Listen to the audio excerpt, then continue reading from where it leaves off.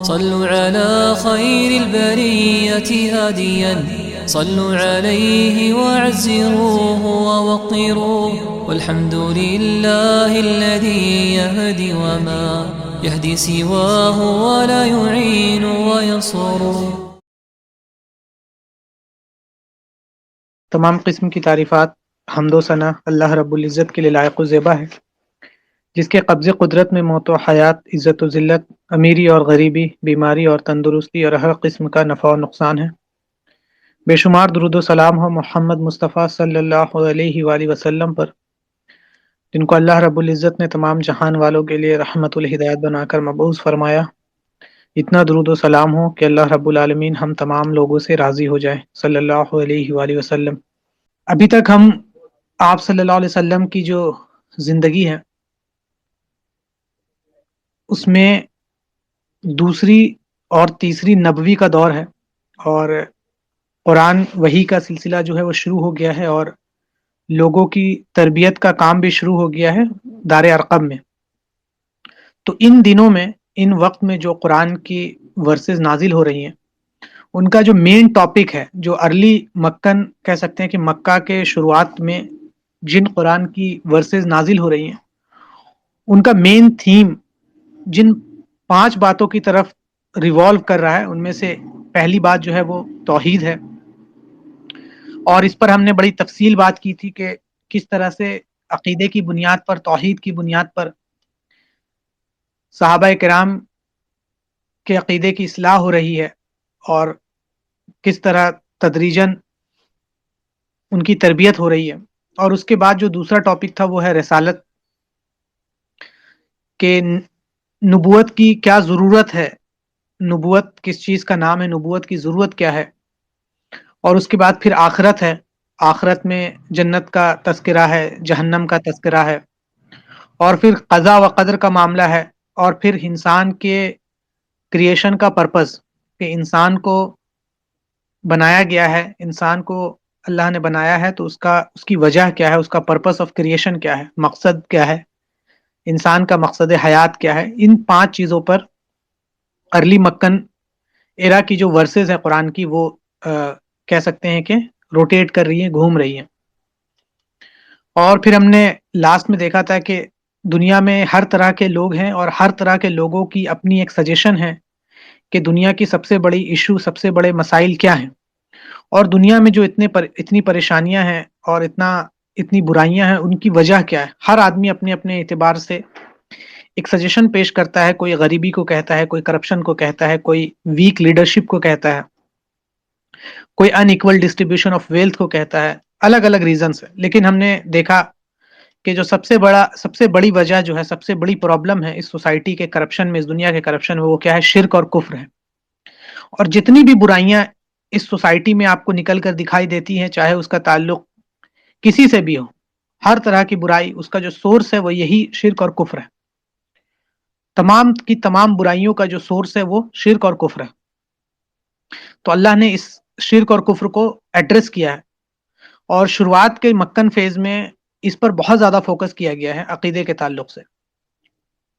اور اس کے بعد پھر رسالت کی بات ہوئی کہ رسالت کیا ہے، اور رسالت کے اوپر قرآن کی جو ہے ورسز نازل ہوئی ہیں، اور اللہ نے فرمایا کہ یہ جو پروفٹ صلی اللہ علیہ وسلم جس میسج کے ساتھ آئے ہیں تمہارے پاس، وہ میسج کوئی نیا میسج نہیں ہے۔ مطلب ایسا نہیں کہ کوئی نئی بات کر رہے ہیں یہ، یا کوئی ایسی چیز ہے کہ بھائی کیا پہلی بار انہوں نے کوئی بات کی، نہیں، ایسی کوئی بات نہیں ہے، بلکہ یہ جو میسج نبی اکرم صلی اللہ علیہ وسلم لے کر آئے ہیں، یہ وہ میسج ہے جس کو آج سے پہلے جتنے بھی پروفٹ گزرے ہیں ان تمام نے اسی میسج کو لے کے اٹھے۔ جیسا کہ اللہ تعالیٰ فرماتا ہے کہ ہم نے ہر امت میں ایک رسول بھیجا ہے، اور اس کے ذریعے سے سب کو خبردار کر دیا گیا ہے کہ اللہ کی بندگی کرو اور طاغوت کی بندگی سے بچو۔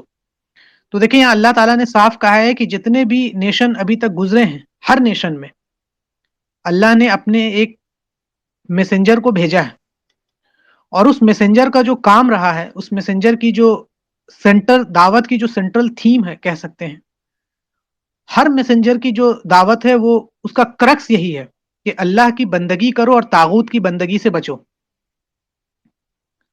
اس کے بعد ان میں سے کسی کو اللہ نے ہدایت دی اور کسی پر ضلالت مسلط کر دی. اور پھر ذرا زمین میں چل پھر کر دیکھ لو کہ جھٹلانے والوں کا کیا انجام ہو چکا ہے. تو دیکھیں یہاں پر دعوت، عقیدے کی دعوت کے بعد، اللہ کی وحدانیت کے بعد، اللہ کے ربوبیت، الوہیت اور اسماء و صفات کے بعد اللہ نے یہاں پر رسالت کی بات کی ہے. اور رسالت کے بارے میں ایک بات بہت کلیئر کی ہے کہ دیکھیں جتنے بھی پروفٹ ابھی تک گزرے ہیں، جتنے بھی رسول آئے ہیں، کوئی نئی بات لے کر نبی کرم صلی اللہ علیہ وسلم نہیں آئے ہیں. نبی صلی اللہ علیہ وسلم کوئی نئی بات کے ساتھ نہیں آئے ہیں، بلکہ ہر پروفٹ کا جو میسج رہا ہے وہ ایک سا رہا ہے، ایک ہی رہا ہے.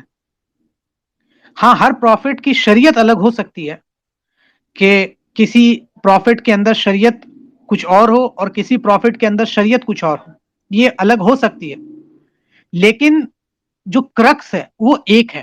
اور وہ کیا ہے کہ اللہ کی بندگی کرو اور طاغوت کی بندگی سے بچو. توحید کی دعوت ہر امت میں. اور رسالت کی دیکھیں نبوت کی ضرورت کیا ہے، انسان کی سب سے بڑی ضرورت کیا ہے. ایک سوال پیدا ہوتا ہے کہ دیکھیں ہر آدمی سے جب پوچھا جائے گا کہ ایک انسان کی ضرورت کیا ہے، تو ہر آدمی اپنے اعتبار سے انسان کی ضرورت کو پیش کرے گا.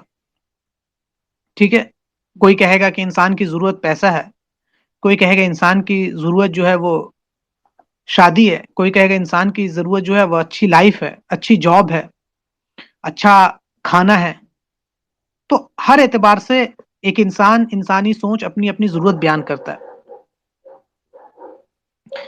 اللہ تعالیٰ فرماتا ہے کہ اور اللہ ہی کے ذمے ہے سیدھا راستہ بتانا جبکہ ٹیڑھے راستے موجود ہیں. تو اللہ نے جب یہ دنیا بنائی ہے اور پھر انسانوں کو کی تخلیق کی ہے، انسانوں کو بھیجا ہے، تو ایسا نہیں ہوا کہ اللہ نے بس بھیج دیا، بلکہ اللہ نے انسانوں کے لیے صحیح راستے کیا ہو سکتے ہیں، صحیح طریقہ کیا ہو سکتا ہے اور کون سا راستہ اللہ کو پسند ہے، اس کے لیے اللہ نے ہر امت میں ہر وقت میں کوئی نہ کوئی میسنجر کو بھیجا ہے تاکہ وہ اس نیشن کی رہنمائی کرے اور ان کو اس راستے پر لے چلے جو راستہ سیدھا ہے.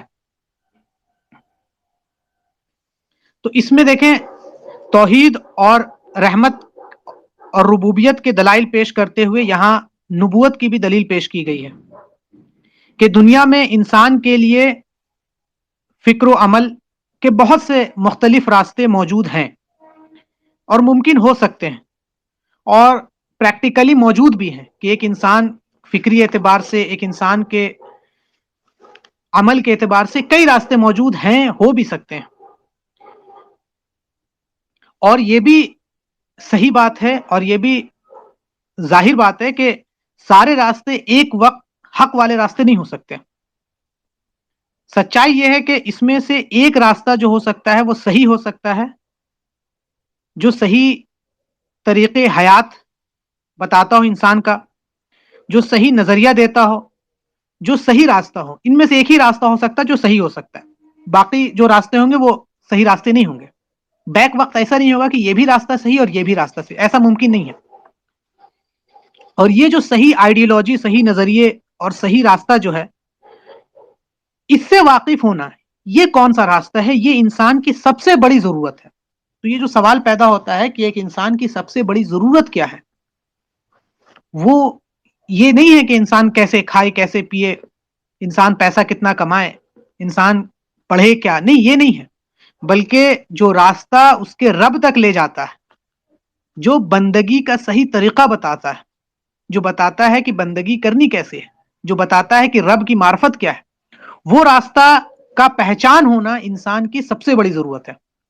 کہ انسان کی سب سے بڑی نیڈ یہی ہے کہ انسان اس راستے سے واقف ہو، انسان اس راستے کو سمجھے کہ انسان کے پرپس آف کریشن کو صحیح ڈیفائن کون راستہ کرتا ہے.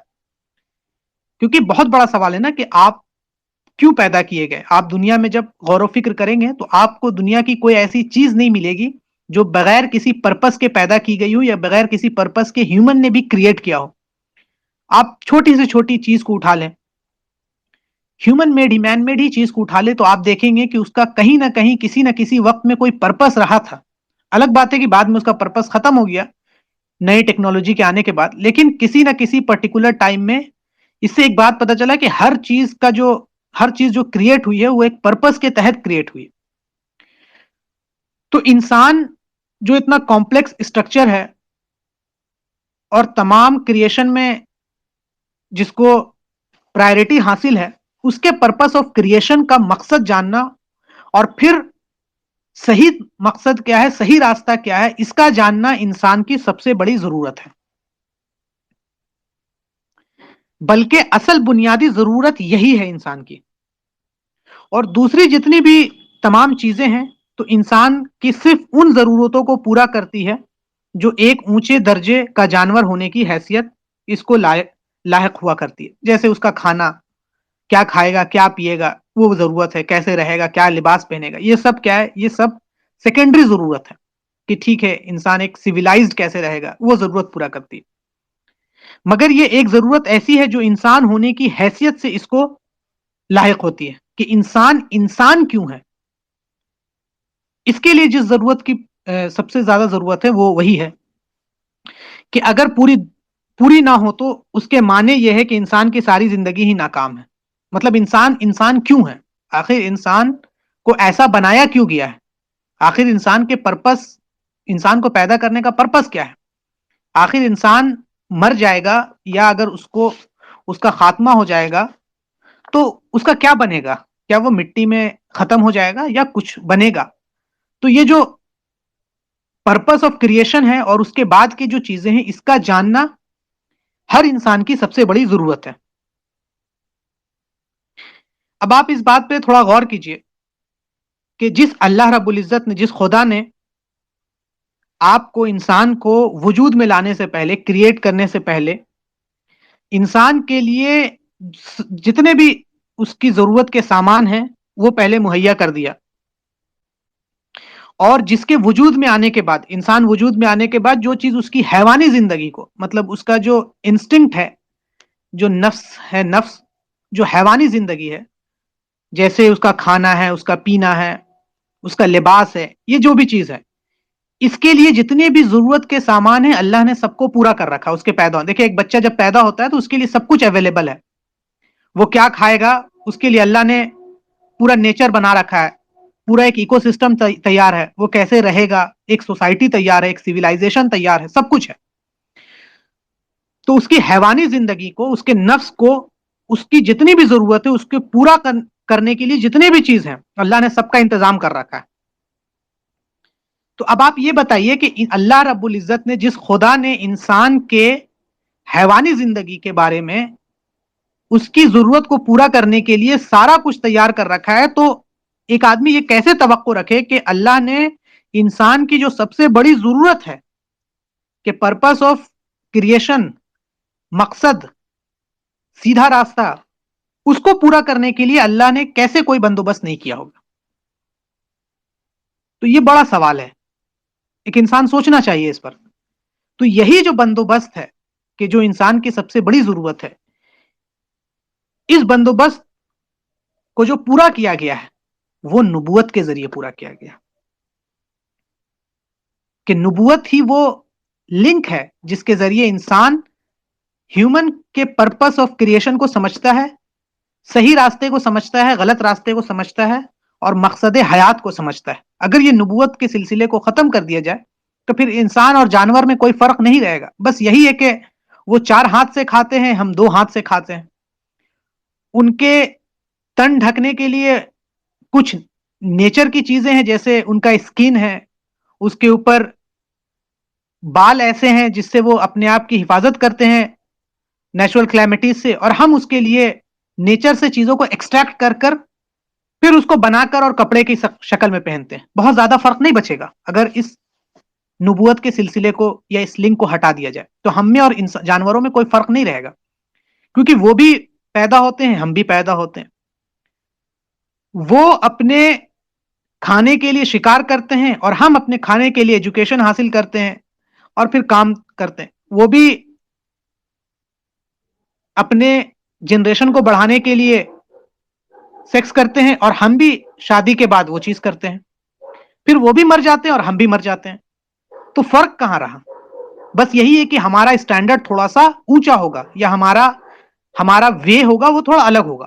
لیکن یہ جو سلسلہ ہے نبوت کا، جو یہ بتاتا ہے کہ نہیں، انسان کے پرپس جو ہے کریشن ہونے کا، وہ مقصد کچھ اور ہے، کچھ الگ ہے.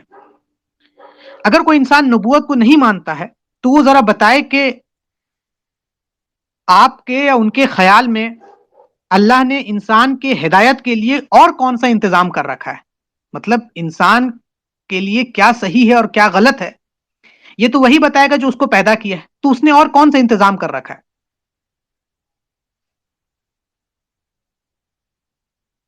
تو اس کے جواب میں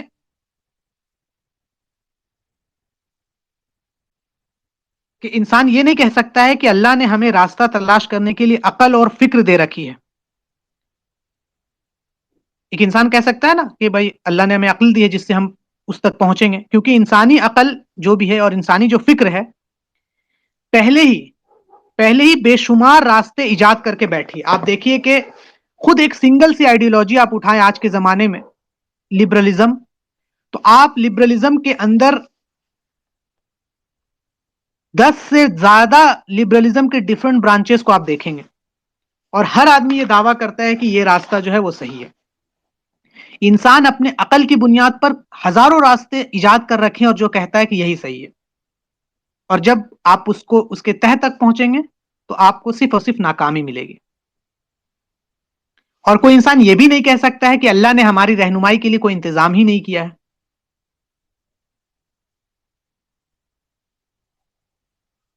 کیونکہ اللہ کے ساتھ اس سے بڑھ کر بدگمانی اور کوئی نہیں ہو سکتی ہے کہ وہ جانور ہونے کی حیثیت سے آپ کی پرورش تو کر رہا ہے اور اس کے لیے پورا انتظام کر کے رکھا ہے کہ آپ کو کھانے کی ضرورت، آپ کو پہننے کی ضرورت اور ہر کچھ کی ضرورت، لیکن انسان ہونے کی حیثیت سے آپ کو اللہ نے بے یار و مددگار چھوڑ دیا. ایسا تو نہیں ہے.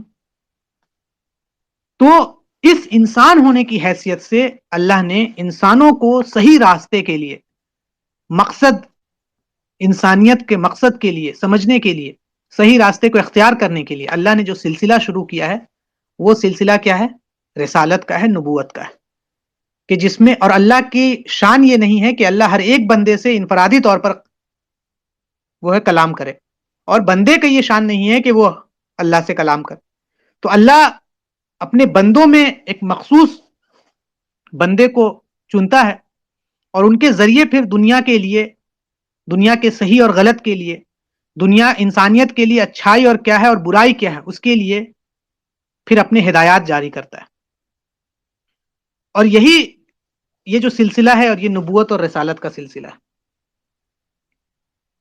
انسان کی جو مادی زندگی ہے، جو میٹیریلسٹک لائف ہے، اور جو اس کی اخلاقی زندگی ہے، اس میں ہدایت کی ضرورت ہوتی ہے کہ اس کی زندگی کیسے گزرے گی، کس لمحے کیا صحیح ہے کیا غلط ہے. اگر انسانی عقل کو یہ طے کرنے کے لیے چھوڑ دیا جائے صحیح اور غلط کا کیا فیصلہ ہے، تو ہم دیکھیں گے کہ بلینس آف مشورے آ جائیں گے کہ یہ صحیح اور یہ غلط ہے. ہر انسان اپنے اعتبار سے صحیح اور غلط کا فیصلہ طے کرے گا اور سوسائٹی میں ایک کیوس مچ جائے گا.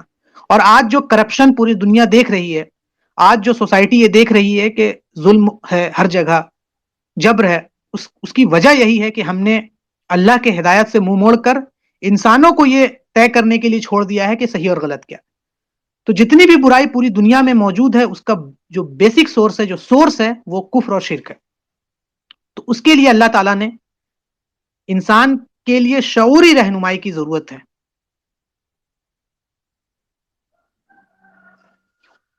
تو یہ جو ضرورت ہے یہ نبوت کی ضرورت ہے، اور اس کے لیے اللہ تعالیٰ نے جیسے فرمایا کہ ہم نے ہر امت میں ایک رسول بھیجا ہے اور اس کے ذریعے سے سب کو خبردار کیا ہے کہ اللہ کی بندگی کرو. تو یہاں پہ اب دو بات آتی ہے، بندگی، کہ بندگی کیا ہے، اللہ کی بندگی کیا ہے، اور دوسری بات آتی ہے طاغوت کی بندگی سے بچو. تو اللہ کہہ رہا ہے کہ جتنے بھی پروفٹس آئے ہیں ان تمام پروفٹس کا سنگل میسج رہا ہے، اور وہ رہا ہے کہ اللہ کی بندگی کرو اور طاغوت کی بندگی سے بچو.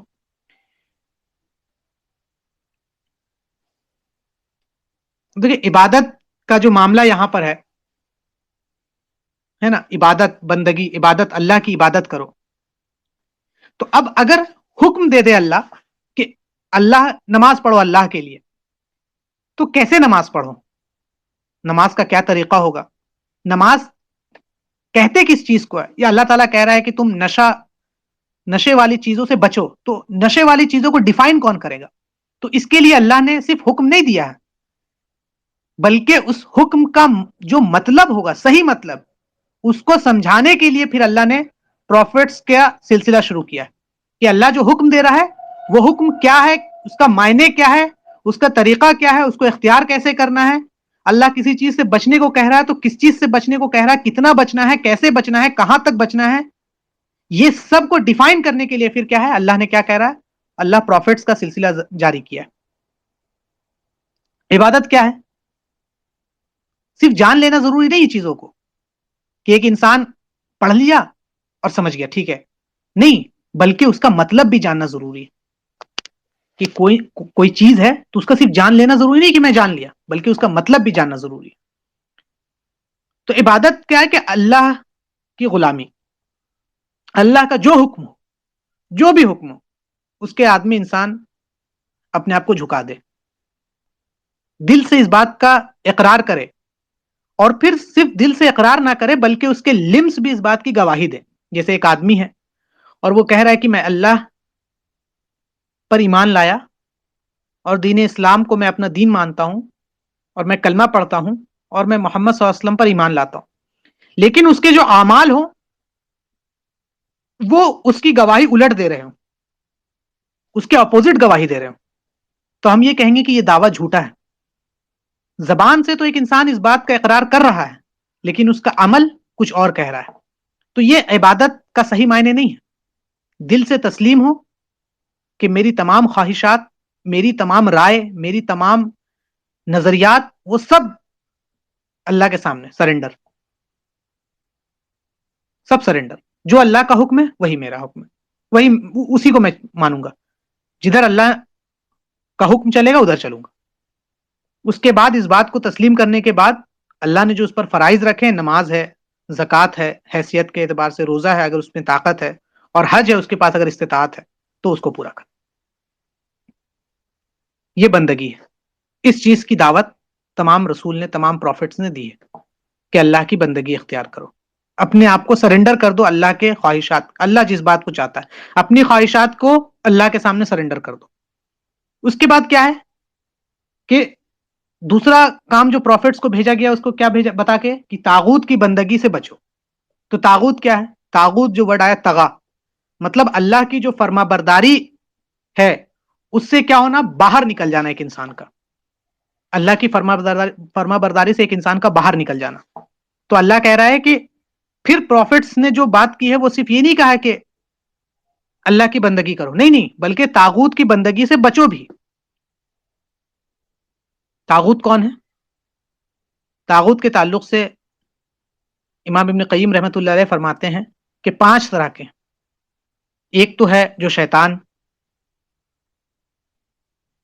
پھر جس کے سامنے لوگ اپنے فیصلے کروانے کے لیے جاتے ہیں اور وہ فیصلہ اللہ کی کتاب اور شریعت محمد صلی اللہ علیہ وسلم کو چھوڑ کر کسی بھی چیز سے کرتا ہو، وہ طاغوت ہے. جس کی بھی اطاعت اللہ کی مخالفت میں ہو وہ طاغوت ہے. اب ایک اطاعت کرنے والا بندہ جو ہوگا وہ دل سے کرتا ہوگا یا مجبوری میں کرتا ہوگا، یہ الگ معاملہ ہے.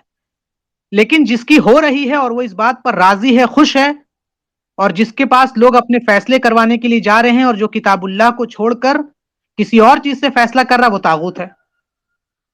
اب وہ دنیا کے جتنے بھی قوانین ہیں، جتنے بھی کورٹس ہیں، سب طاغوت کے زمرے، ڈیفینیشن وہی رہے گا. اب چاہے کروانے والا کس نیت سے جا رہا ہے، اس سے طاغوت کے ڈیفینیشن میں فرق نہیں پڑے گا. اب اس میں ایک بات آتی ہے کہ شریعت نے جس چیز کا حکم نہیں دیا، جس کے بارے میں کہا ہے کہ انسان اپنے عقل سے سوچ لے، جیسے ٹریفک سسٹم ہے، ٹریفک کے رولز ہیں، تو یہ اس پر اگر کوئی بات فیصلہ کرنے جاتا ہے تو وہ طاغوت نہیں ہوگا، کیونکہ اللہ نے یہاں حکم دیا ہے. کنسٹرکشن ہے کہ بلڈنگ کیسی بننی ہے، 5 فلور کی بننی ہے کہ 6 فلور کی بننی ہے، اس کا ڈیزائن کیا ہوگا، یہ اللہ نے کہا ہے کہ اپنے عقل سے جس چیز میں ہے اس میں سوچو. آپریشن کرنا ہے تو آپریشن کیسے کرنا ہے، تو ڈاکٹرز کی جو ٹیم ہوگی وہ جس بات پر فیصلہ کرے گی کہ یہ طریقہ صحیح آپریشن کرنے کا اس وقت کر دینا چاہیے، تو یہ طاغوت کے زمرے میں نہیں آئے گا. کچھ لوگ مس انڈرسٹوڈ کرتے ہیں اور ہر بات کو طاغوت کے ساتھ مذاق میں یہ کہہ دیتے ہیں کہ کوئی آدمی ٹریفک رول مان رہا وہ بھی طاغوت ہے، کوئی کسی سے نہیں، بلکہ جس چیز کو اللہ نے حرام اور حلال کر دیا ہے، ڈیفائن کر دیا ہے، اس میں کسی اور سے قانون فیصلہ کروانے والا، اس میں کوئی اپنا وہ چلانے والا، وہ کیا ہے؟ وہ طاغوت ہے۔ تو یہاں پہ بات کیا آ رہی ہے؟ اللہ تعالیٰ کیا کہہ رہا ہے کہ ہم نے ہر امت میں ایک رسول بھیجا ہے، اور وہ لوگوں کے اندر جو بات کہہ رہے ہیں وہ کیا ہے کہ اللہ کی بندگی اختیار کرو اور طاغوت کی بندگی سے بچو۔ تو یہ میسج ہے رسالت کا، ایک یونیفائیڈ میسج ہے۔ جتنے بھی پروفٹس گزر چکے ہیں اپنی امت کے سامنے جو انہوں نے میسج رکھا ہے وہ یونیفائیڈ میسج ہے تمام کے تمام پروفٹس کا۔ تو یہ وہ ورسز ہیں جو شروعاتی مکن ایرا میں نازل ہو رہے ہیں، اور جس کے ذریعے سے جو مسلمانوں کے شروع کی جماعت ہے اس کی تربیت ہو رہی ہے۔ تو پہلی چیز جو تھی وہ توحید ہے، اور دوسری چیز جو ہے رسالت ہے۔ تو ہم نے رسالت پہ دیکھا کہ نبوت کی ضرورت کیا ہے اور اس کی حقیقت کیا ہے، نبوت کیوں ضروری ہے۔ اس کے بعد جس چیز کا ذکر اللہ تعالیٰ کر رہا ہے قرآن میں اور سیرت میں، یہ قرآن میں جو تھرڈ چیز ہے جو نازل ہو رہی ہے اس دوران، وہ ہو رہی ہے آخرت کے تعلق سے، کہ صرف دنیا کی زندگی نہیں ہے۔ ایسا نہیں ہے کہ ایک اللہ نے انسانوں کو پیدا کیا ہے اور پیدا کرنے کے بعد یہی دنیا کافی ہے، کہ یہی دنیا ہے جو ہر اعتبار سے فائنل ہے، نہیں، بلکہ اس کے بعد بھی ایک دنیا ہے جہاں پر اللہ تعالیٰ کیا ہوگا؟ ان کا حساب لے گا۔ جیسے اللہ تعالیٰ فرماتا ہے کہ لوگ رات کے وقت ان کے پہلو بستروں سے جڑتے نہیں ہیں، اور عذاب کے خوف میں اور اللہ کی رحمت کی امید میں وہ اپنے رب کی عبادت کرتے ہیں، اور ہم نے جو کچھ انہیں عطا کیا ان میں سے وہ اللہ کی راہ میں خرچ کرتے ہیں۔ تو یہاں پہ کیا عذاب کے اللہ تعالیٰ یہ بتایا جا رہا ہے، صفت ہے کہ ہماری آیتوں پر ایمان بس وہی لوگ لاتے ہیں کہ جس وقت انہیں وہ آیت یاد دلائی جا گئی تو وہ فوراً سجدے میں گر پڑتے ہیں اور اپنے رب کی حمد و ثنا کی تسبیح کرتے ہیں، اور یہ لوگ تکبر نہیں کرتے، اور یہ رات کے وقت زیادہ دیر تک بستر میں نہیں لگے رہتے، اور عذاب کے خوف سے اور اللہ کی رحمت کی امید سے اپنے رب کی عبادت کرتے ہیں۔ تو اللہ نے مکی آیات میں یوم آخرت کے ذکر کو بہت زیادہ توجہ دیا ہے۔ بہت کم ہی کوئی صورت ہوگی اس دوران جس میں مکی صورت کوئی جس میں قیامت کے دن کے تعلق سے ذکر نہ کیا گیا ہو، کہ یہ لوگ انعام پانے والے ہیں، اللہ کا انعام ان پر ہوا، یہ لوگ عذاب میں مبتلا ہونے والے ہیں، اور پھر اللہ لوگوں کو میدان محشر میں جمع کرے گا، اور پھر ان کا جو ایگزام ہوگا اللہ تعالیٰ ان کا محاسبہ لے گا، اس کی کیفیت بیان کی جا رہی ہے۔ تو یہ مکہ کے شروعاتی جو فیز ہیں اس میں یہ مکی صورت ہے، اس میں جو تیسرا جو ٹاپک ہے جس پر سب سے زیادہ فوکس کیا گیا ہے وہ ہے آخرت کے تعلق سے۔ اور ان آیات کو پڑھ کر ایسا محسوس ہوتا ہے کہ انسان اپنی آنکھوں سے قیامت کو دیکھ رہا ہے۔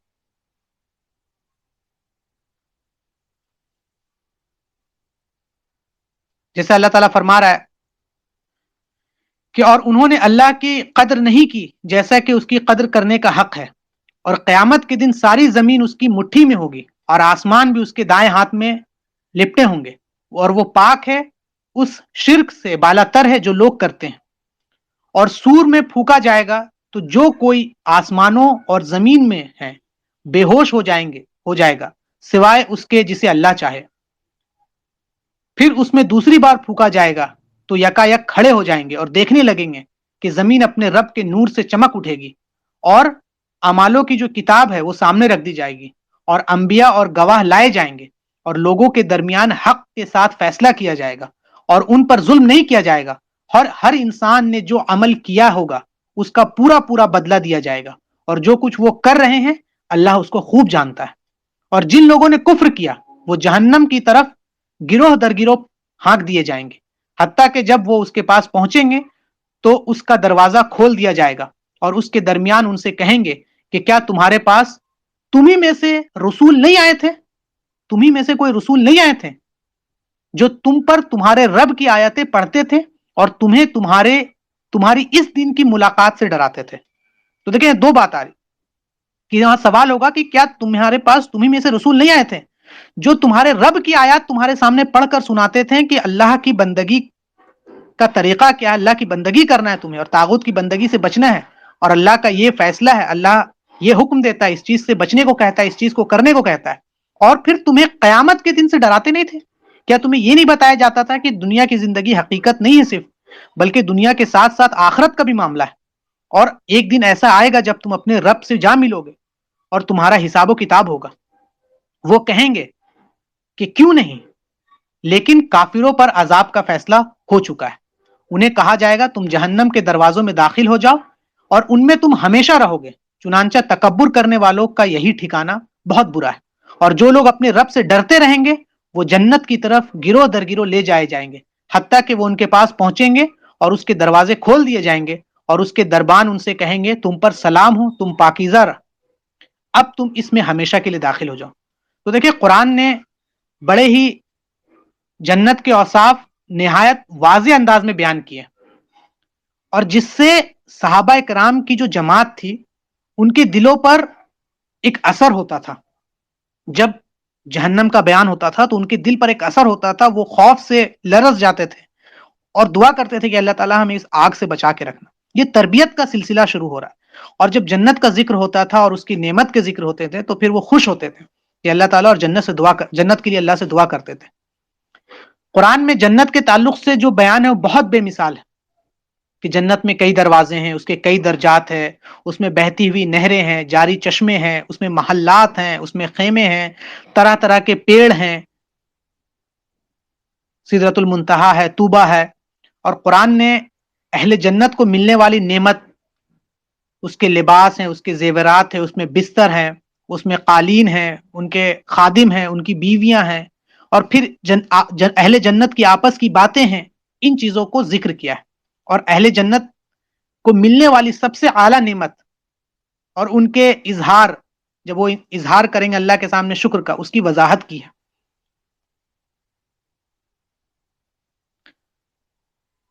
اور قرآن نے جب اس کو ذکر کیا ہے تو اس کے ذریعے صحابہ کرام کے دل پر اور ان کے ذہن اور ان کے جذبات اور ان کے احساسات پر مکمل غلبہ پا لیا، تو ان کی زندگی کا مقصد یہ ہو گیا کہ اللہ کی رضا،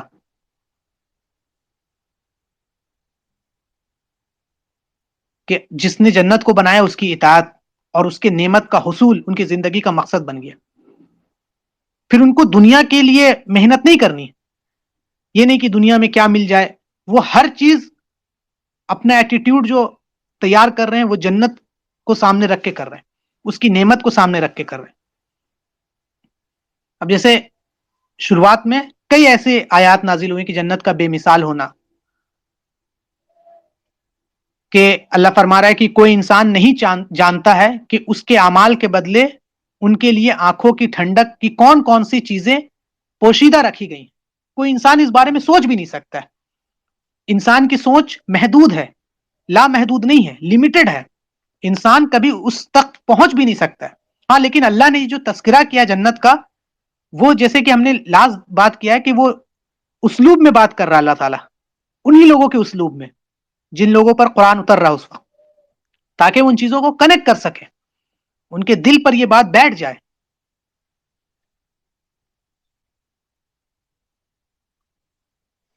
اور اللہ تعالیٰ نے اس اجر عظیم کا سبب بھی بیان کیا ہے،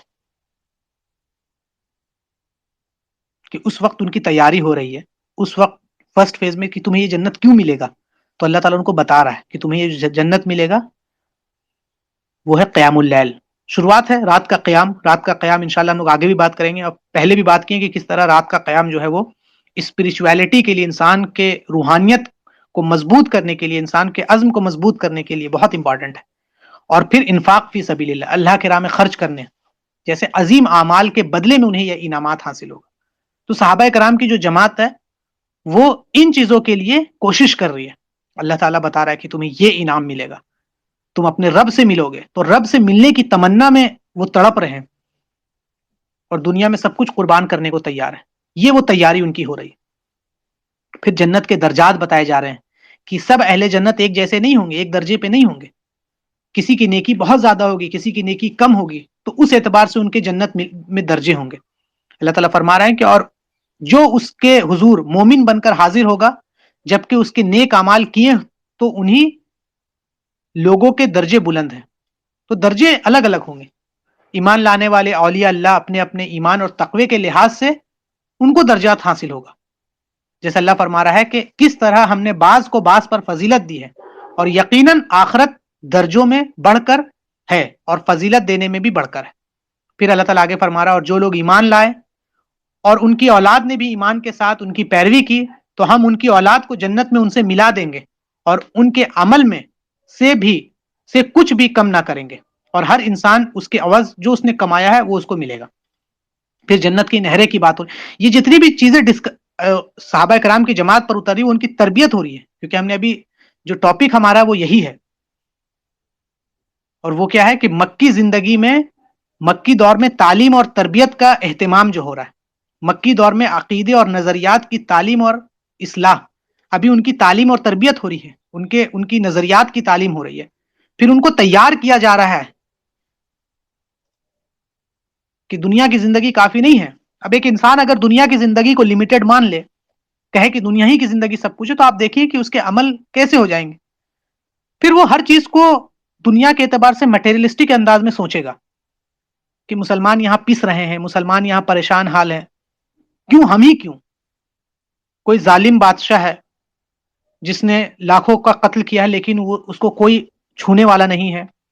پورے سوسائٹی میں پیسوں کا ایسا تقسیم ہے کہ امیر ہر طرح کے ظلم و زیادتی کر رہے ہیں اور غریب کا کوئی پوچھنے والا نہیں ہے. تو یہ ظلم ہے. نہیں، ہم کہتے ہیں کہ دنیا تک لمیٹڈ نہیں ہے بلکہ آخرت بھی ہونا ہے اور اس میں تمام کا حساب کتاب ہوگا اور انصاف ہوگا.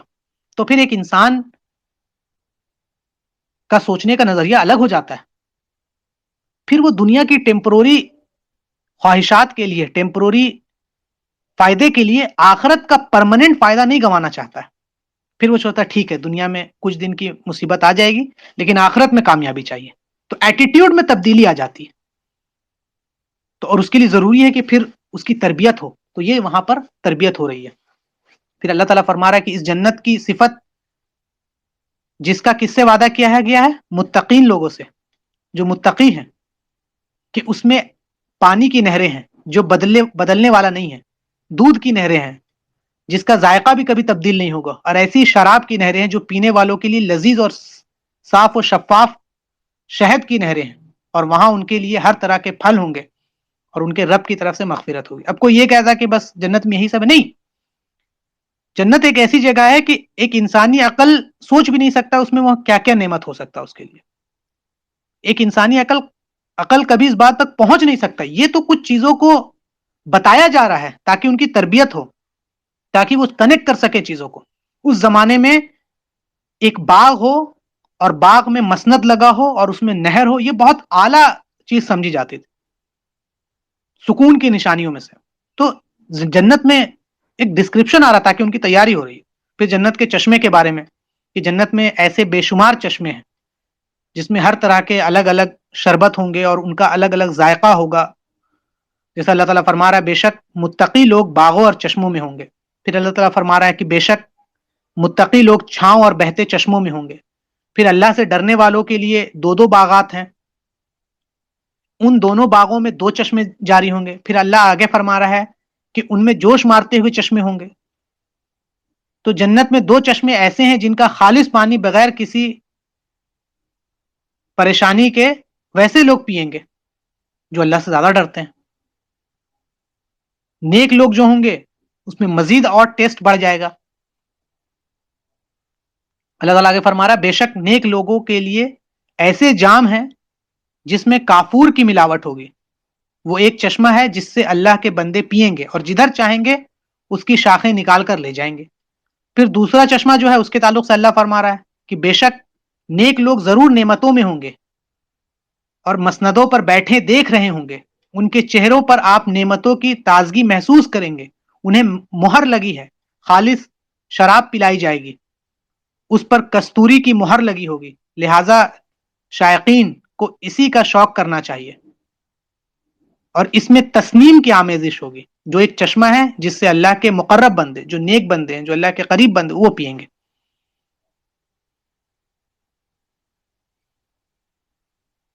پھر وہاں ایک ایسا جام پلایا جائے گا جس میں سونٹ کی ملاوٹ ہوگی۔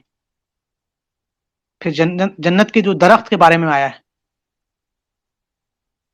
سورۃ المنتہا میں ہے، سدرۃ المنتہا، کہ اللہ تعالیٰ فرما رہا ہے، اس پیڑ کا ذکر کر رہا ہے،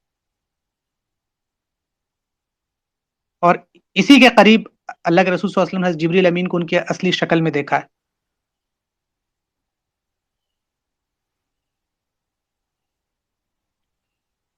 پھر ایک پیڑ ہے طوبا، یہ بہت بڑا درخت ہے، اور جس سے اہل جنت کا لباس تیار ہوگا، کہ حضرت ابو سعید خدری فرماتے ہیں کہ طوبا جنت میں ایک ایسا درخت ہے جس کے سائے میں سایہ 100 سال کی ڈسٹینس کے برابر ہے۔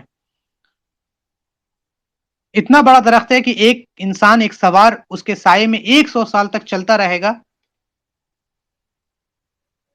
تو بھی وہ پورا نہیں ہوگا، اور اس کا کیا ڈسٹینس ہے وہ اللہ کے علاوہ کوئی نہیں جانتا ہے۔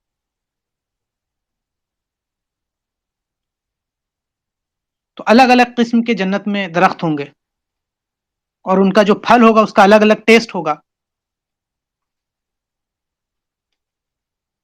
ہر طرح کے میوے ہوں گے، ہر طرح کے پسندیدہ کھانے ہوں گے، اور وہ اس سے خوش ہوں گے۔ جس قسم کا کھانا چاہیں گے، جس قسم کا وہ پانی پینا چاہیں گے، شربت چاہیں گے، انہیں وہ حاصل ہوگا۔ اللہ تعالیٰ فرما رہا ہے کہ کہا جائے گا ان سے کہ مزے سے کھاؤ اور پیو، اور ان اعمال کے بدلے جو تم نے گزرے ہوئے دن میں، مطلب دنیا میں جو تم کر کے آئے ہو۔ اور اہل جنت کی جو شراب ہے، جو اہل جنت کو جو پینے کے لیے مشروبات جو ہے وہ دے گا۔ اب جیسے دنیا میں جو چیزیں ہیں وہ کیا ہے کہ بہت سی خرابیوں کے ساتھ ہے، بہت سے خامی کے ساتھ ہے، انسان پینے کے بعد انسان کی سوچنے کی صلاحیت اس سے کم ہو جاتی ہے، انسان کا سر چکراتا ہے، انسان کا پیٹ خراب ہو جاتا ہے، اس میں بیماری لاحق ہوتی ہے، بہت چیزیں۔ لیکن جنت کا جو ہوگا وہ تمام خامیوں سے پاک ہوگا، صاف و شفاف ہوگا، مہکتا ہوا ہوگا، دل نشی ہوگا۔ ان کے لیے جاری چشمے سے شراب کا بھرا ہوا جام دیا جائے گا ان کو، سفید رنگ کا، بالکل صاف و شفاف، پینے والوں کے لیے لذت ہوگی، اور نہ اس کا اس میں سے سر چکرائے گا، نہ اس سے وہ مدہوش ہوگا۔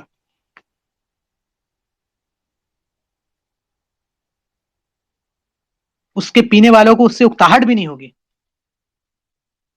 اس شراب کی دو خوبیاں بیان ہوئی ہیں، ایک تو وہ کہ ایک سیل بند ہوگی، اور دوسری یہ کہ پینے کے بعد انہیں کستوری کی خوشبو محسوس ہوگی۔ اہل جنت کا کھانا پینا کسی غلاظت کا سبب نہیں بنے گا، جنت ہر قسم کی آلودگی سے پاک ہوگا، اہل جنت اس میلے کچلے سے پاک ہوں گے جس میں وہ دنیا میں نہیں بچ سکتے تھے۔ اللہ تعالیٰ نبی اکرم صلی اللہ علیہ وسلم جیسے فرما رہا ہے کہ میری امت میں سب سے پہلی جماعت جو جنت میں داخل ہوگی، ان کے چہرے جو ہوں گے وہ 14ویں کے چاند کی طرح چمکتے ہوئے ہوں گے۔ ان کے بعد وہ لوگ داخل ہوں گے جو آسمان کے سب سے زیادہ چمکدار ستارے کے مانند ہوں گے، نہ انہیں بول و براز کی حاجت ہوگی، نہ بلغم آئے گا، نہ تھوک آئے گا۔ مطلب دنیا میں جتنی چیزیں ان کو پریشان کرتی ہیں یا جو خامی ہے وہ سب سے پاک ہوں گے۔ جنت میں درجات کا فرق نور کی کمی اور زیادتی سے ہوگا، جیسا کہ حدیث میں بیان کیا گیا ہے، لیکن آلودگی اور غلاظت سے سب پاک ہوں گے، سب یکساں پاک ہوں گے، نہ ان کو تھوک آئے گا، نہ ناک صاف کرنے کی ضرورت پڑے گی، اور کھانے پینے کا کچھ جو ہے بچا ہوا وہ خوشبو بن کر پسینے میں تبدیل ہو کر بہہ جائے گا، اور کچھ ڈکار کی صورت میں باہر نکلے گی، لیکن اس کی جو خوشبو ہوگی بہت اچھی ہوگی۔ نبی اکرم صلی اللہ علیہ وسلم فرماتے ہیں اہل جنت کھائیں گے پیئیں گے مگر تھوکیں گے نہیں، نہ پیشاب کریں گے اور نہ پاخانہ، نہ ناک صاف کرنے کی ضرورت ہوگی۔ صحابہ نے پوچھا تو وہ کھانا کہاں جائے گا؟ تو آپ نے فرمایا کہ ڈکار اور پسینہ بن کر جس سے کستوری کی خوشبو مہکے گی۔ اہل جنت کی جو لباس ہیں، جو زیورات ہیں، اعلیٰ قسم کے لباس پہنیں گے، سونے چاندی ہیرے اور جواہرات کے خوبصورت جو زیورات ہیں وہ پہنیں گے، اور ان کے لباس ریشمی ہوں گے، کنگن سونے کے ہوں گے، چاندی کے جواہرات ہوں گے۔ اللہ تعالیٰ فرما رہا ہے کہ ہمیشہ رہنے کے باغ ہیں، جنت کیا ہے؟ ہمیشہ رہنے کے باغ ہیں، جن میں وہ داخل ہوں گے، اور وہاں انہیں سونے کے کنگن اور موتی پہنائے جائیں گے، اور وہاں ان کا لباس ریشمی ہوگا۔ اب ایک انسان دنیا میں اللہ کا جو منع کردہ چیز ہے کیا ہے؟ جنت میں دنیا میں سونا حرام ہے مرد پہ۔ تو ایک انسان کو اگر یہ معلوم ہو کہ جنت ہمیشہ رہنے والی ہے اور دنیا میں موت اس کی کب آئے گی اس کو خود اس کا علم نہیں ہے، تو وہ انسان، کوئی بھی عقل مند انسان یہ گھاٹے کا سودا نہیں کرے گا کہ وہ دنیا کی زندگی کو کما کر یہاں پر اللہ کے خلاف کام کر کر آخرت کو ترک کر دے۔ نہیں، ہر عقل مند آدمی یہی کرے گا کہ دنیا ٹھیک ہے نہیں پہنیں گے، اللہ کا حکم ہے، آخرت میں تو ملے گا۔ تو اس طرح سے صحابہ کرام کی جماعت کو کیا کیا جا رہا ہے؟ تیار کیا جا رہا ہے، ان کی تربیت کی جا رہی ہے کہ یہ جو دنیا میں تم چیزیں دیکھ رہے ہو اس میں خامی ہے، یہ پرفیکٹ نہیں ہے۔ اگر تم نے اللہ کی بندگی اختیار کی اور طاغوت کا انکار کیا تو اللہ تمہیں ایسے باغات میں داخل کرے گا جن کی یہ چیزیں جو ہر چیز سے پاک ہے، ہر خامی سے پاک ہے۔ وہاں سونے کے کنگن ہیں، موتی پہنائے جائیں گے، وہاں کا لباس ریشمی ہوگا۔ مطلب آپ سمجھے کہ جتنا بہترین لباس ہو سکتا ہے وہ ہوگا۔ ان کے تن پر باریک سبز ریشم کے کپڑے ہوں گے اور انہیں چاندی کے کنگن پہنائے جائیں گے، اور ان کا رب انہیں شراب طہور پلائے گا، پاک شراب۔ ان کے لباس مختلف ہوں گے، ان میں سے ایک رنگ سبز بھی ہوگا۔ نبی اکرم صلی اللہ علیہ وسلم فرماتے ہیں کہ اہل جنت کے جو کنگھیاں ہوں گے وہ سونے اور چاندی کے ہوں گے، اور عود کی خوشبو، ان کے کمروں میں عود جلا کر ان کی خوشبو ہوگی، اور ان کے پاکیزہ جسموں سے کستوری کی خوشبو مہک رہی ہوگی۔ نبی اکرم صلی اللہ علیہ وسلم فرما رہے ہیں کہ ان اہل جنت کے برتن سونے اور چاندی کے ہوں گے، ان کی کنگھیاں سونے کی ہوں گی، اور ان کے عود دان میں خوشبودار لکڑی جل رہی ہوگی، اور ان کا پسینہ کستوری کی طرح مہک رہا ہوگا۔ اور اہل جنت کے لباس اور زیورات نہ بوسیدہ ہوں گے اور نہ ختم ہوں گے۔ جیسے دنیا میں ہے آپ کے کپڑے گندے ہو جاتے ہیں، اس کی خوبصورتی ڈھل جاتی ہے، آپ کے زیورات میں گندگی لگ جاتی ہے، اس کو صاف کرانا پڑتا ہے، ایسا کچھ نہیں ہوگا۔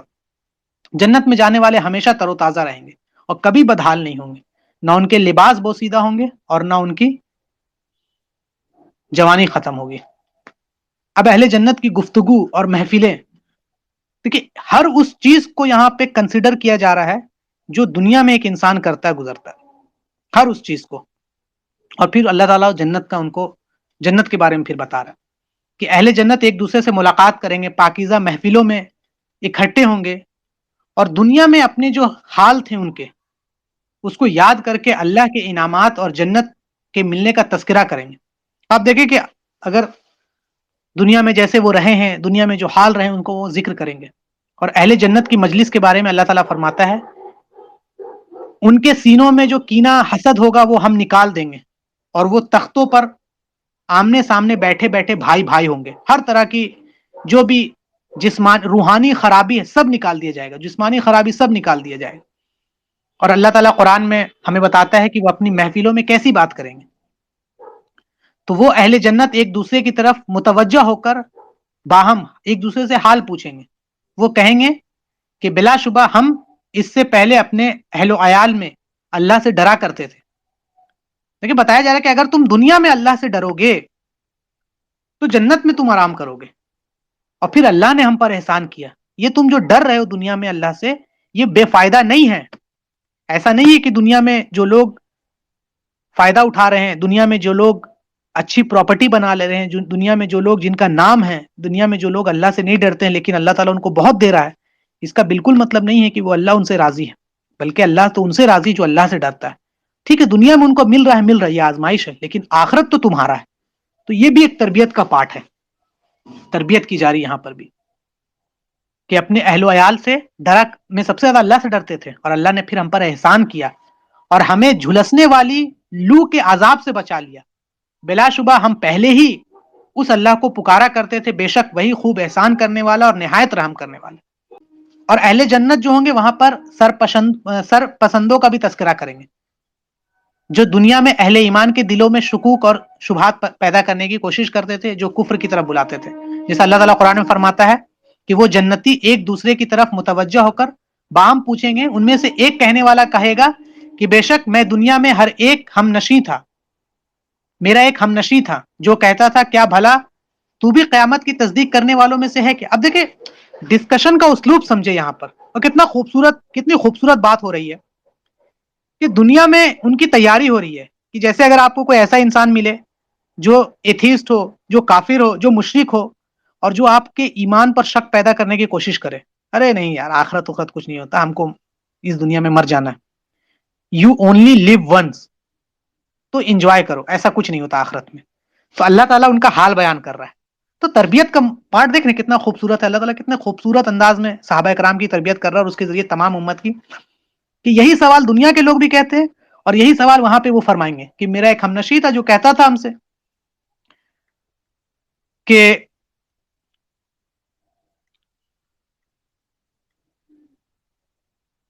کیا کیا کیا تو بھی قیامت کی تصدیق کرنے والا سے ہے, جب ہم مر جائیں گے اور مٹی اور ہڈی ہو جائیں گے تو پھر کیا ہم واقعی پھر سے اٹھا کر بدلہ دیا جائے گا ہمیں پھر سے. مطلب یہ اپنے ساتھی کے بارے میں بتا رہا ہے جو اس کو دنیا میں بہکاتا تھا, اور جو جنتی کہے گا تو وہ انسان جنتی ساتھیوں سے کہے گا کیا تم جہنم جھانک کر دیکھو گے, پھر وہ جھانکے گا تو اسے جہنم کے درمیان میں دیکھے گا, اور اس سے کہے گا اللہ کی قسم یقیناً قریب تھا کہ مجھے ہلاک کر ڈالتا. مطلب اگر تیری بات پہ میں چلتا تو آج تیرے ساتھ میں بھی وہاں رہتا, اگر میرے رب کا فضل نہ ہوتا تو میں ضرور حاضر کیے ہوئے مجرموں میں سے ہوتا. اگر میں تیری بات سن لیتا, اگر میں اپنے رب کو ناراض کر لیتا تو میں ضرور تیرے ساتھ جلتا, لیکن میرا رب کا فضل مجھ پر ہوا ہے کہ اللہ نے مجھے ایمان سے نوازا ہے, تو میں مجرموں میں نہیں ہوں. اور پھر جنتی ساتھیوں سے کہنے لگے گا تو کیا بس ہم مزے والے نہیں, اپنے پہلی بار مرنے کے سوا اور نہ ہمیں عذاب ہی ہوگا, مطلب اب ہمیں کوئی عذاب نہیں ہوگا, اب موت بھی نہیں آئے گی. بلا شبہ یہ تو بہت بڑی کامیابی ہے, اور عمل کرنے والوں کو ایسی ہی کامیابی کے لیے عمل کرنا چاہیے.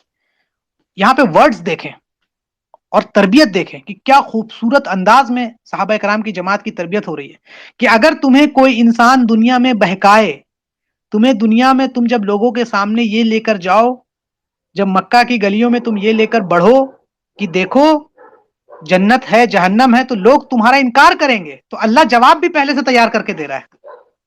ایسا نہیں کہ چھوڑ دیا کہ ٹھیک ہے ان کا انکار کریں گے تو تمہارے پاس جواب کیا رہے گا, بلکہ اللہ جنت کی منظر ان کے سامنے آیات کی شکل میں نازل کر کے یہ فرما رہا ہے کہ دیکھو جو انکار کریں گے ان کا یہ ٹھکانہ, تم بھی کہیں ایسا نہیں ہو جانا. تو پہلے سے تربیت ہو رہی ہے کہ پہلے بتائی بھی جا رہی بات صحیح کیا ہے, پھر غلط بات بھی بتائی جا رہی ہے کہ دیکھو غلط کی طرف مت جانا, اور جو لوگ غلط کے دعوے دار ان کا انجام بھی دکھا دیا جا رہا ہے قرآن میں آیت کی شکل میں. تو اس میں کیا ہو رہا ہے کہ ایک بہت خوبصورت انداز میں بہت اعلیٰ تربیت ہو رہی ہے. یہ صحابہ کرام کے سامنے کبھی اس طرح کے کاؤنٹر اگر آئیں گے کہ جو کہے گا کہ ارے مرنے کے بعد کچھ نہیں ہوتا, کیا تم اس پر یقین کرتے ہو, تو ترنت قرآن کی وہ آیت یاد آئے گی کہ اللہ تو قرآن میں ان کی حال پہلے ہی بیان کر دیا اور ان کا ٹھکانہ ہم نے دیکھ لیا ہے, تو اللہ توبہ ہم ایسے لوگوں سے دور ہیں. کیا خوبصورت انداز ہے. تو یہ وہ ورسز ہے جس کے ذریعے کیا ہو رہی تربیت ہو رہی صحابہ کرام کی.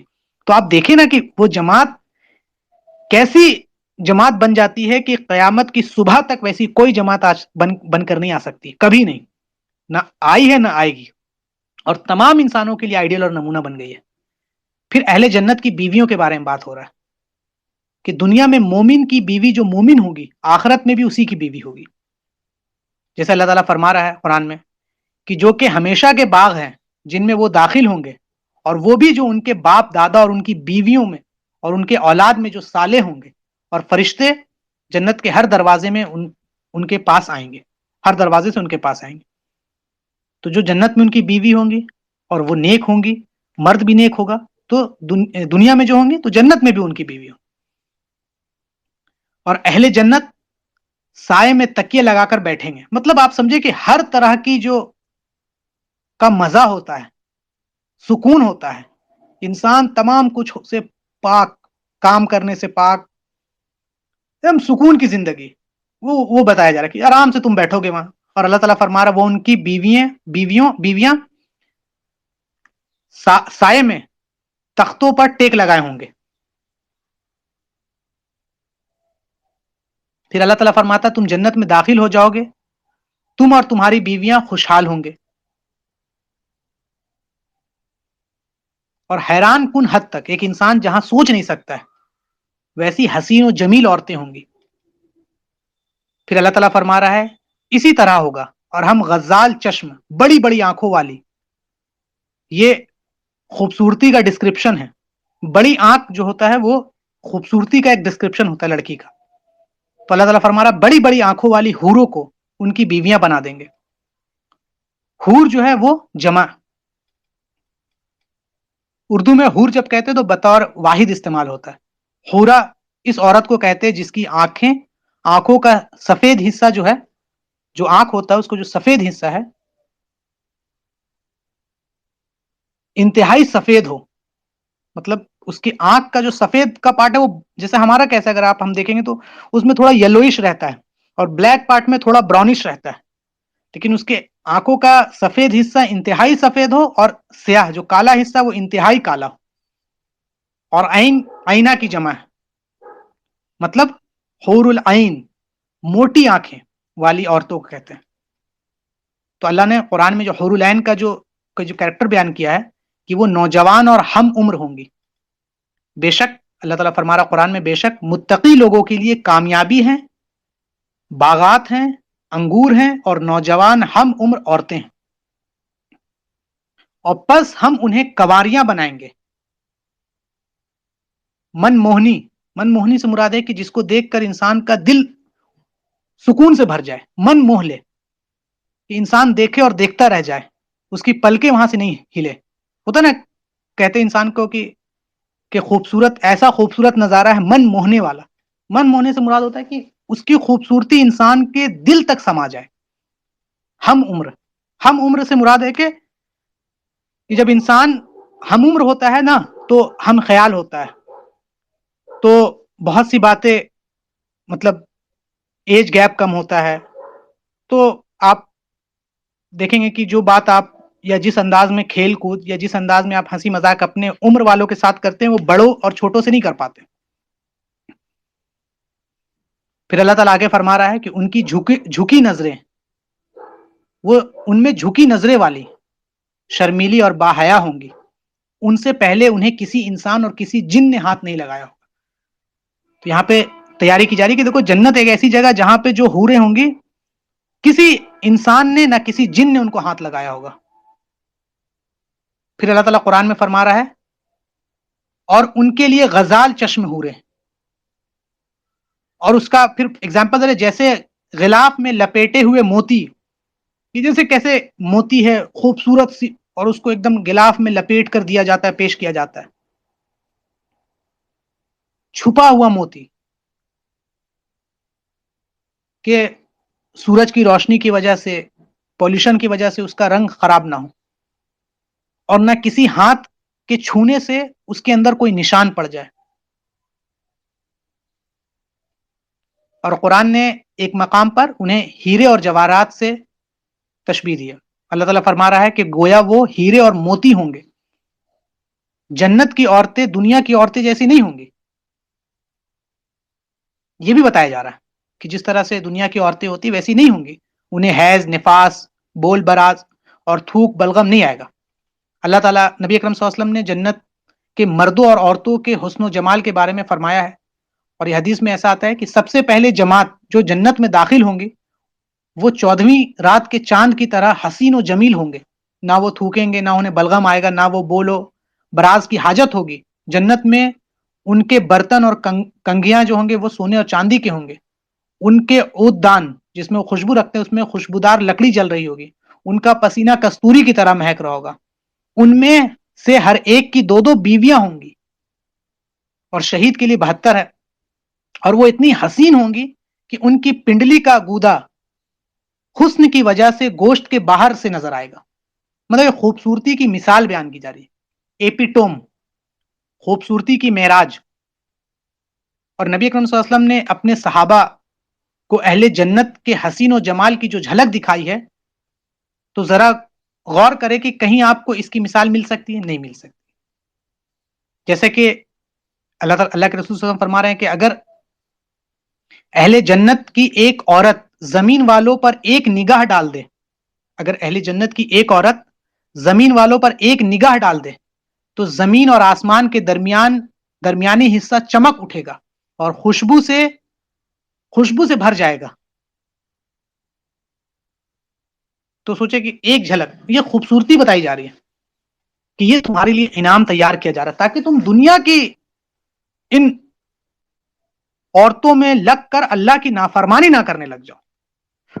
کہیں ایسا نہ ہو کہ دنیا کی ان چیزوں میں لگ کر تم اسلام سے دور نہ ہو جاؤ، یا ان کے وجہ سے تم اسلام نہ چھوڑ دو، یا اسلام کے پیچھے نہ جاؤ، بلکہ تمہارے لیے ان سے بہتر چیز جنت میں ہے. یہ چیز ان کو انکریج کیا جا رہا. اور پھر جو سب سے عظیم نعمت ہے اہل جنت کے لیے وہ اللہ کا دیدار ہے. اللہ کے رسول صلی اللہ علیہ وسلم فرماتے ہیں جب جنتی لوگ جنت میں داخل ہوں گے تو اللہ تعالیٰ ان سے کہے گا کہ تمہیں کسی اور چیز کی خواہش ہے؟ تو اہل جنت کہیں گے اے اللہ تو نے ہمارے چہروں کو منور کر دیا، ہمیں جنت میں داخل کر دیا اور ہمیں جہنم سے بچا لیا، تو ہمیں اور کیا چاہیے؟ تو پھر اللہ تعالیٰ اپنا حجاب ہٹائے گا اور اس طرح اہل جنت کو اپنے رب کے دیدار سے بہتر کوئی اور چیز محبوب نہ ہوگا. ایک روایت میں ہے نبی صلی اللہ علیہ وسلم فرماتے ہیں، اس کو بیان کرنے کے بعد قرآن کی آیت فرماتے ہیں کہ جن لوگوں نے نیک کام کیے ان کے لیے بھلائی ہے اور مزید دیدار الہی، اللہ کا دیدار ہے، یوم المزید جس کو کہا گیا ہے. حدیث بھی ہے یوم المزید کے نام سے، اگر آپ پڑھیں گے تو اس میں پورا ڈسکرپشن موجود ہے.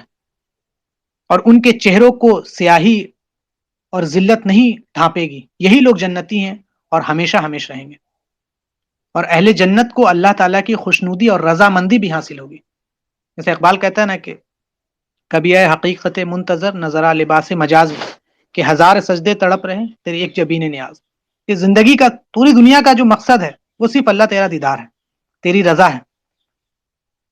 حضرت سعید خدری رضی اللہ عنہ بیان کرتے نبی صلی اللہ علیہ وسلم نے فرمایا بے شک اللہ تعالیٰ اہل جنت سے مخاطب ہو کر فرمائے گا کہ اے اہل جنت، وہ جواب دیں گے اے ہمارے پروردگار ہم حاضر ہیں، بھلائی صرف تیرے پاس ہے. پھر اللہ پوچھے گا کیا تم خوش ہو؟ وہ کہیں گے اے ہمارے پروردگار ہم کیسے نہ خوش ہوں کہ تو نے ہمیں اتنا کچھ عطا کیا ہے جو تو نے اپنی مخلوق میں سے کسی کو عطا نہیں کیا. تب اللہ کہے گا کیا میں تمہیں اس سے بھی اچھی چیز دوں؟ تو اہل جنت کہیں گے کہ اے پروردگار اس سے اور عمدہ چیز کیا ہو سکتی ہے؟ مطلب تو نے ہمیں جنت میں داخل کر دیا، ہم سے راضی ہے، اس سے عمدہ کیا چیز ہوگی؟ تو اللہ تعالیٰ کہے گا میں تم سے راضی ہو گیا ہوں اور آج کے بعد میں کبھی تم سے ناراض نہیں ہوں گا. اللہ کی رضا ہے، کبھی ناراض نہیں ہوگا. اور اہل ایمان کو قیامت کے دن بڑی بڑی ہولناکیوں کا سامنا کرنا پڑے گا. پل صراط سے گزرتے وقت جو خوف اور روب محسوس کریں گے، پھر اللہ تعالیٰ کے سامنے سب غم دور ہو جائے گا اور ان کے باغات اور وہ نعمت میں جب اس تمام کو جن کو ملے گا اور باغات میں جب داخل ہوں گے تو وہاں وہ اللہ تعالیٰ کی تیار کردہ جو نعمت ہے اس کو دیکھیں گے اور بے ساختہ اپنی زبانوں سے اپنے رب کی تمہید اور اپنی رب کی بڑائی اور اس کے کلمات جاری ہو جائیں گے انسانوں کو دیکھ کر. اب دیکھیں کہ انسان کی ایک فطرت ہے کہ جب وہ پریشانی کے عالم سے گزرتا ہے اور اس کو اچانک سے کچھ اچھی چیز مل جاتی ہے تو وہ کیسے خوش ہو جاتا ہے. تو اب سوچے اتنی بڑی ہولناکی ہے، پل صراط ہے، حساب و کتاب کا معاملہ، اس سے سب جب گزر کر بندہ جنت میں داخل ہوگا اور وہاں کی نعمت کو دیکھے گا تو بے ساختہ بغیر ان کے زبان سے نکل جائے گا اللہ کی حمد اللہ کی بڑائی، اللہ تقدس، اس کے کلمات جاری ہوں گے کیونکہ اللہ نے ان کے سب غم دور کر دیے اور تمام وعدوں کو اللہ نے پورا کر دکھایا جو اللہ نے جنت میں دنیا میں ان سے کیا تھا. اللہ تعالیٰ فرماتا ہے کہ اس جنت میں ان کی پکار ہوگی. جنت میں وہ کیا پکار کریں گے؟ سبحانک، اے اللہ تو پاک ہے. اور اس میں ان کی دعا ہوگی سلام، اور ان کی آخری پکار یہ ہوگی کہ تمام تعریف اللہ رب العالمین کے ہی لیے، جتنی بھی تعریف ہو سکتی ہے وہ اللہ کے لیے. یہ ان کے اختتامی کلمات ہوں گے جنت میں. نبی صلی اللہ علیہ وسلم نے صحابہ کرام کی اسی بات پر تربیت فرماتے ہیں کہ ان کی جد و جہد کا مقصد صرف اور صرف اللہ کو خوش کرنا ہے تاکہ وہ راضی ہو کر اللہ تعالیٰ انہیں اعلیٰ ترین باغات میں داخل فرمائے. تو آپ صلی اللہ علیہ وسلم نے قرآنی اسلوب میں اپنے صحابہ کو جنت کے یہ سارے اوصاف بتایا کرتے تھے. اور صحابہ کرام، نبی اکرم صلی اللہ علیہ وسلم، سوچے نبی صلی اللہ علیہ وسلم کے سینے مبارک پر یہ قرآن کی آیت نازل ہو رہی ہے اور آپ کی زبان سے جب جاری ہوتا تھا تو صحابہ کو ایسا لگتا تھا کہ جیسے جنت ان کے سامنے ہے اور وہ فوراً متاثر ہوتے تھے جیسا کہ وہ جنت کو اپنی آنکھوں سے دیکھ رہے ہیں. یہ قرآنی اسلوب کا اعجاز ہے کہ جو آخرت ابھی ہوئی نہیں ہے اس کے حالات کو ایسے بیان کرتا ہے کہ انسان خود کو عالم آخرت میں موجود پاتا ہے، اور اس عالم دنیا کو جس میں وہ عملاً زندگی گزار رہا ہے یوں سمجھتا ہے کہ یہ چھوٹ چکا ہے، یہ یہاں سے نکل چکا ہے، اور یہاں سے نکلے ہوئے صدیاں بیت چکی ہیں اس سے۔ یہ قرآنی اسلوب کا اعجاز ہے۔ اب جنت کا اچھوتا تصویر جو ہے اور اس پر یقین کامل، یہ امت مسلمہ کی ترقی اور پھر اس کی پیش قدمی کے لیے نہایت اہمیت کا حامل ہے۔ جب جب امت کے افراد، امت کے لوگوں کے دل میں جنت کے باغات کا تصور ہوگا، اللہ کی جنت کے جو مالک ہے اللہ، ان کی خوشنودی، اس کو خوش کرنے کے لیے وہ عمل کریں گے اور جنت کے خواب دیکھیں گے، تو پھر دنیا کی تمام عیاشیاں، دنیا کی تمام جو لالچ دی جائے گی کفار کی طرف سے ان کو، ایک کفار کیا ہی لالچ دے سکتا ہے؟ زیادہ سے زیادہ آپ کو سونے جواہرات دے سکتا ہے، زیادہ سے زیادہ آپ کو کیا دے سکتا ہے؟ عورتیں دے سکتا ہے، خوبصورت عورتیں، زیادہ سے زیادہ کیا دے سکتا ہے؟ دنیا میں منسٹری پوسٹ دے سکتا ہے، اور کیا دے سکتا ہے؟ بڑے بڑے محلات دے سکتا ہے، دوسری زندگی تو نہیں دے سکتا ہے۔ اور یہ تمام اللہ تعالیٰ قرآن میں فرما رہا ہے کہ تم دنیا میں اس چیز کو چھوڑو، اللہ کو مانو، اللہ کی مانو، آخرت میں اس سے بڑا چیز تم کو ملنے والا ہے۔ تو یہ تربیت ہو رہی ہے کہ پھر افراد کے اندر جب جنت کی خواہش ہوگی، جنت کے دل میں جنت ہوگا، جنت کی حوریں ہوں گی، اللہ کی رضا ہوگی، تو پھر وہ دنیا میں کمپرومائزز نہیں کرے گا، موت سے نہیں ڈرے گا، موت کی کراہیت ختم ہو جائے گی۔ جیسے میں آپ سے کہوں کہ آپ کو یہ روڈ کراس کر کے جانا ہے اور وہاں پر ایسی ایسی چیزیں ہیں، تو پھر جو چیز میں بتاؤں گا وہ آپ کے دن میں ایسے سوار ہو جائے گا کہ پھر آپ کو روڈ کراس میں جو مشکلات ہوں گی وہ آپ کو پتہ بھی نہیں چلے گا، اور نہ آپ اس کو ٹینشن لیجیے گا۔ یہی حال ہوا تھا صحابہ کرام کے ساتھ کہ ان کے ذہن میں، ان کے دل میں جنت ایسے سما گیا تھا، اللہ کو راضی کرنے ایسا سما گیا تھا کہ وہ نا دس کیا ہے کہ جیسے اقبال بھی فرماتا ہے کہ چاہے ریگستان ہو، چاہے وہ چٹیل میدان ہو، چاہے دریا ہو، پھر ہم نے کچھ نہیں دیکھا، ہم نے ہر جگہ اللہ تیرے دین کے لیے چل دیے۔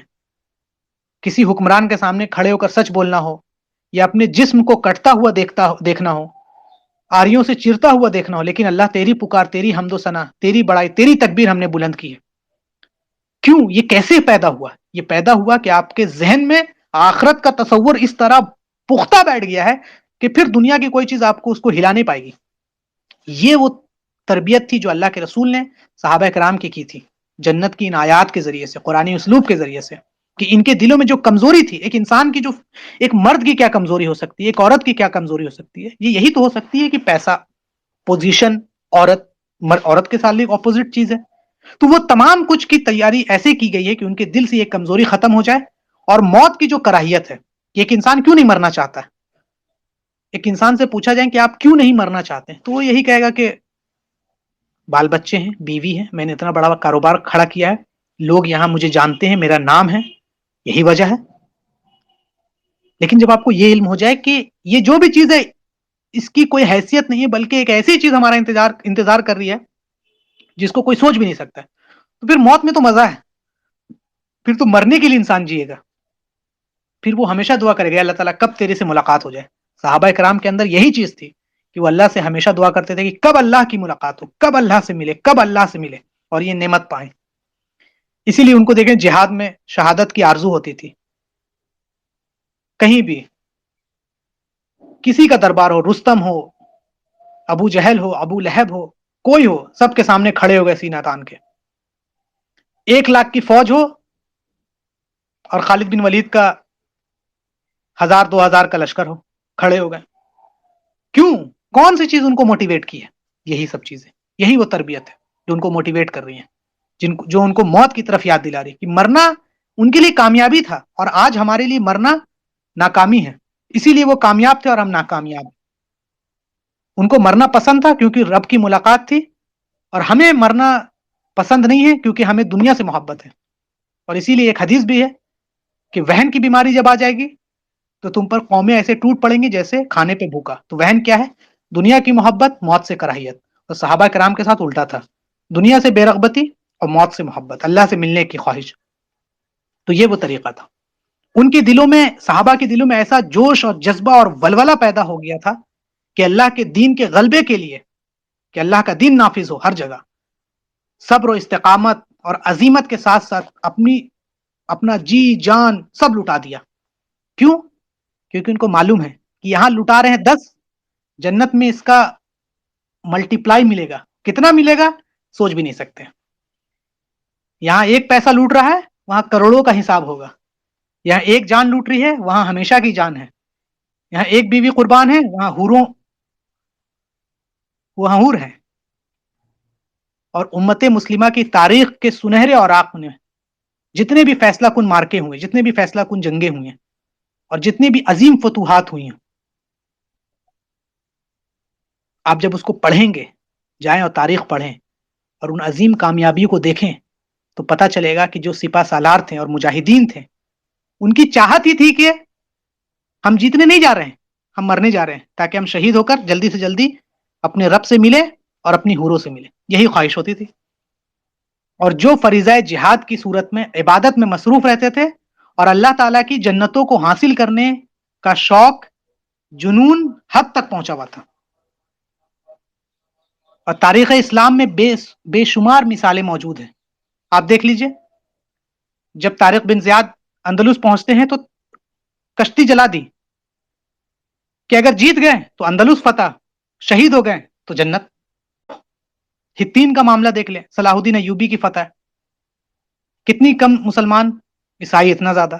عین جالوت کا معاملہ دیکھ لیں، تاتاریوں کے خلاف سیف الدین کا موقع.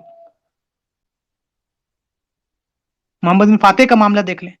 تاریخ پڑھیں اور مسلمانوں کے فوج کو کمپیئر کریں اور مسلمانوں کے سپہ سالار اور ان کے جذبے کو دیکھیں، تو یہی تھا کہ ہمیں مرنا ہے. ابھی ریسنٹ واقعات ہے، جب چیچن چل رہا تھا تو پوچھا گیا رشیا کے جنرل سے کہ آپ کیوں نہیں ہرا دیتے ہیں ان چھوٹی جماعت کو؟ تو کہا کہ ایسی جماعت کو کیسے ہرایا جا سکتا ہے جو بندوق کے بیرل میں جنت دیکھتی ہے. It's impossible to defeat an army جو بندوق کی بیرل میں جنت دیکھتی ہے. تو یہ چیزیں قرآن سے آئے، یہ قرآنی اسلوب ہے کہ جماعت کو ایسے تیار کیا جائے جن کا مقصد اللہ اور اس کا رسول.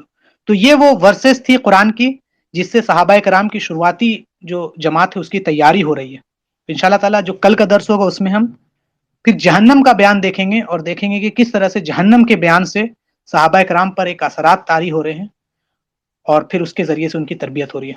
اللہ سے دعا اللہ ہم تمام لوگوں کو کہنے سننے سے زیادہ عمل کی توفیق دے. جب تک زندہ رکھ، ایمان اور عمل کے ساتھ زندہ رکھ. جب خاتمہ ہو تو خاتمہ ایمان پر ہو. اللہ ہم تمام کے دلوں میں جو دنیا کی محبت ہے اس سے بے رغبتی اختیار کرنے کی توفیق دے، اور اللہ اور اس کے رسول کے دین کے غالب کرنے کے لیے ہمارے اندر محبت دے، طاقت دے، اور ہمیں موت کی جو کراہیت ہے اسے ہمارے دلوں سے دور کر دے. اللہ ہم تمام لوگوں کو جو سن رہے ہیں جنت میں اعلیٰ مقام عطا فرما، اور ہماری والدین ان کو بھی جنت میں اعلیٰ مقام عطا فرما. اور اللہ تو ہم سے راضی ہو جا اور ہمیں اپنا جو انعام اور اکرام ہے اس سے نواز.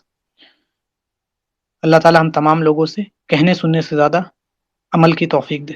آمین.